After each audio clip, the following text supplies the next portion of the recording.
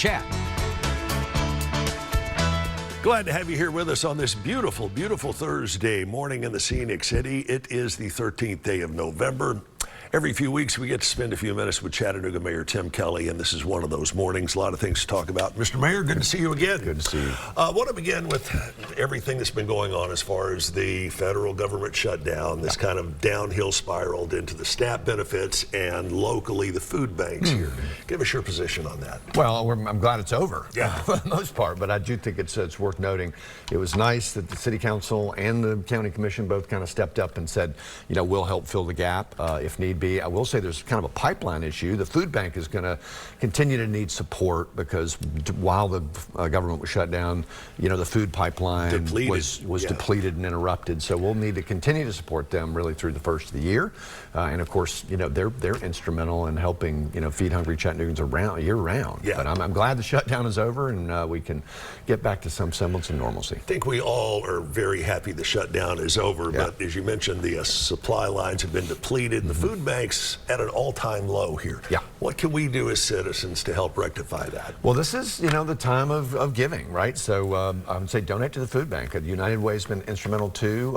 You know, donate to the United Way and support them. Chattanooga is an incredibly philanthropic and supportive community, and now's the time, really, when we, you know, need to be thinking about our fellow Chattanoogans, and that's a great way to do it.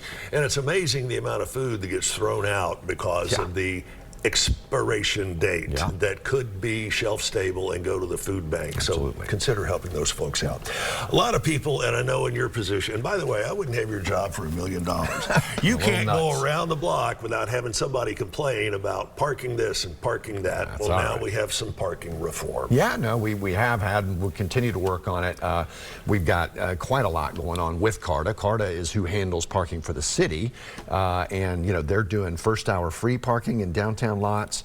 We've got new electric shuttles from those lots downtown, and you know, they're going to continue to expand that program. So you'll see more of that downtown. Hamilton County Mayor Wamp announced, you know, they're going to do free parking in a downtown garage, which is great. So it's definitely a team effort, and we're also working with our private parking providers to kind of make sure that they act right and treat people well, and you know, don't sort of overcharge fines and things of that nature. We've heard some horror stories there. So you'll continue to see us work on downtown parking because it's vital to the vitality of our downtown businesses. There are a lot of folks who have gotten tickets from some of the private parking vendors here that they got a little aggressive, and it wasn't because of a blatant "I'm going to park here anyway." It was a simple oversight.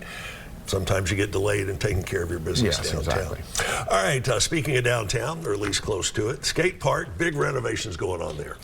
Yeah, man, the people that use that park are very passionate about it, and it's been a long time coming. There was a time at which we thought we were going to move that out to the river park. That didn't work out, so we're bringing it back. Finally, it is getting done, and it's going to be a great renovation. Not cheap, about $4 million, but it's going to be finished in the fall of next year, and the groundbreaking is happening, so we're well on the way. And it's a dog park and a skate park. Yeah, but that's something that's going to be with us for years and years and years. No, and it'll be ADA compliant, which the prior one wasn't. New bathrooms. It's going to be really great.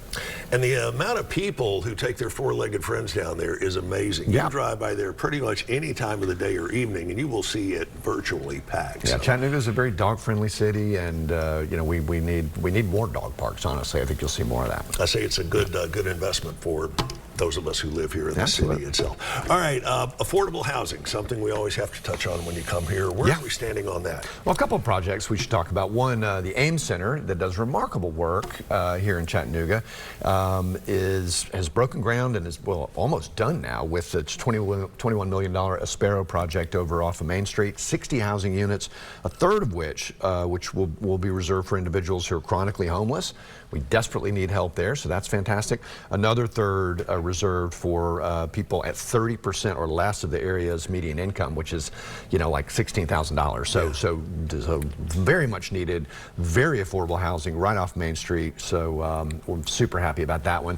And we finally got the land bank off Dead Center in Chattanooga. Well, and that's been that goes back to what, the Burke administration? It does, and it was set up to be able to take back tax property and put them back into circulation for affordable housing.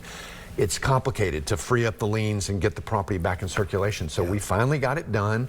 But even still, we started working on this when I first came into office 4 or 5 years ago. And we just conferred the first piece of property, and Wind River Homes, which makes modular, really high quality modular homes up in Cleveland, Tennessee, remarkable company and organization, is doing a home there off Oakland Avenue.